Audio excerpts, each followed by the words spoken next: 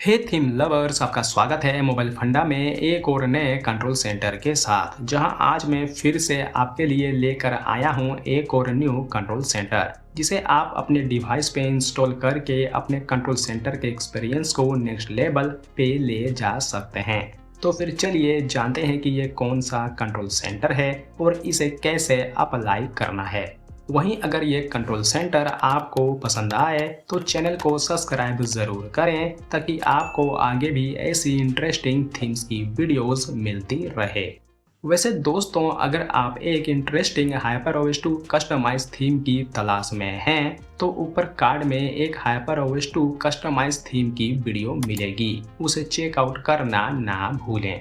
अब बात करते हैं आज के इस न्यू HyperOS 2 कंट्रोल सेंटर की। तो वो हमें कुछ इस स्टाइल में देखने को मिलेगा, जहां पे टॉप पे टॉगल्स राउंड रेक्टेंगल और बॉटम के राउंडेड शेप में देखने को मिलेंगे।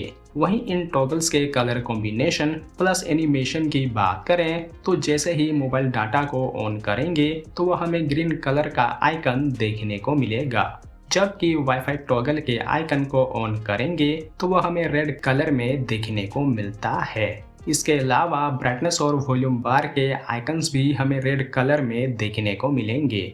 वहीं जो म्यूजिक शॉर्टकट का आइकन है वो हमें येलो एसेंट कलर के साथ देखने को मिलेगा, जहां पे म्यूजिक का टेक्स्ट हमें रेड प्लस ब्लैक कलर में देखने को मिलेंगे।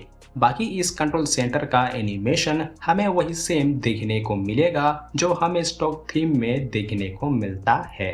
नेक्स्ट बात करें इस कंट्रोल सेंटर के स्टेटस बार की, तो वो भी हमें सेम ही देखने को मिलेगा जो हमें स्टॉक थीम में देखने को मिलता है। Last but not the least है वॉल्यूम कंट्रोल लेआउट। तो वो हमें कुछ इस लेआउट में देखने को मिलेगा, जहां पे आइकन्स हमें red plus green colour combination में देखने को मिलेंगे।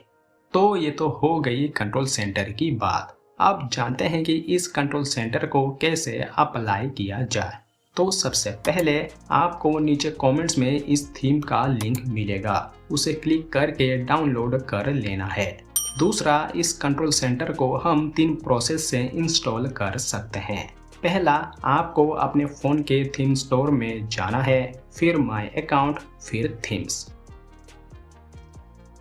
फिर इस थीम को सेलेक्ट करके कस्टमाइज पे टैप कर इसे सिस्टम पे चेक करके अप्लाई कर देना है। दूसरा, आपको जाना है कस्टमाइज थीम में, फिर स्टेटस बार। फिर इस थीम को सेलेक्ट करके अप्लाई कर देना है।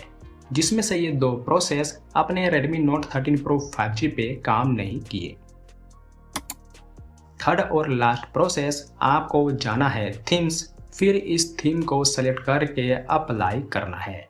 उसके बाद जो भी कंपोनेंट्स आपने अप्लाई किया था, जैसे आइकन्स, होम स्क्रीन विजिट और लॉक स्क्रीन, उन्हें कस्टमाइज कर लेना है। तो आपके डिवाइस पे जो भी प्रोसेस काम करे उससे अप्लाई कर सकते हैं। बाकी ये थी आज की न्यू HyperOS 2 कंट्रोल सेंटर। उम्मीद करता हूँ कि आपको आज की ये कंट्रोल सेंटर पसंद आई होगी। अगर आई हो तो इस वीडियो को लाइक एंड शेयर ज़रूर करें। मिलते हैं अगले वीडियो में। जय हिंद।